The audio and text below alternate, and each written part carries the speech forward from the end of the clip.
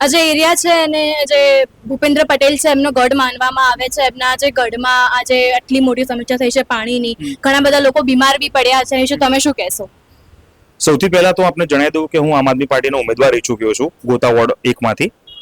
જ્યારે અમે election campaign માટે અમે જ્યારે ફરતા હતા સોસાયટી જ્યારે દરેક જગ્યાએ આવ્યા હતા ત્યારે અમને આવી અઢળક કમ્પ્લેનો અમને મળી હતી અને એ લોકોએ બાંહેધરી આપી હતી એ વખતે કે અમે આ બધા કામ તમને સોર્ટ આઉટ કરી આપીશું.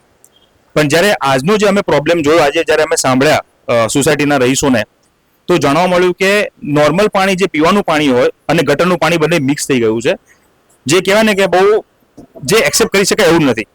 આજે 2026ના આપણે જે કહેવાય ને કે અમૃતકાળમાં જીવીએ છીએ, જે મોદી સાહેબે કીધું એ પ્રમાણે, જો એ અમૃતકાળમાં પણ જો પીવાનું પાણી ને ગટરનું પાણી જો મિક્સ થતું હોય ને, તો સાહેબ ક્યાંક ને ક્યાંક પ્રજાતંત્રએ પણ જાગવું જોઈએ. અને ક્યાંક ને ક્યાંક જે કહેવાય ને કે આ સરકાર પણ એટલી જવાબદાર છે અને કોર્પોરેશન તો ખાસ જવાબદાર છે. કારણ કે હવે સમય આવ્યો છે આજે વર્લ્ડમાં કોમ્પિટિશન કરવાનો. જ્યારે તમારા લોકલ જગ્યાએ તમે જો પ્રોપર નથી પ્રોવાઈડ કરી શકતા સેવાઓ, તો મને નથી લાગતું કે આવનારા સમયમાં તમે એ રીતે તમે ટકી પણ શકશો ને તમે સારી સેવા એક સામાન્ય નાગરિકને પણ આપી શકશો, જે મોટા મોટો પ્રોબ્લેમ મને દેખાઈ રહ્યો છે.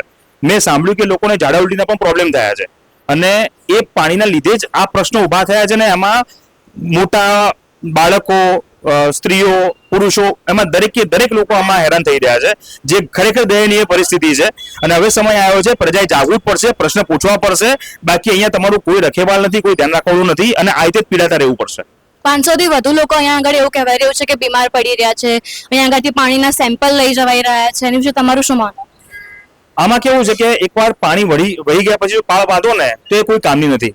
કારણ કે જેમને પીવાનું તો પાણી તો પી ચૂક્યા છે અને જે લોકોની પરિસ્થિતિ ખરાબ થવાની હતી એ તો ખરાબ થઈ ચૂકી છે. પણ આ વસ્તુ થવી જોઈતી જ નથી.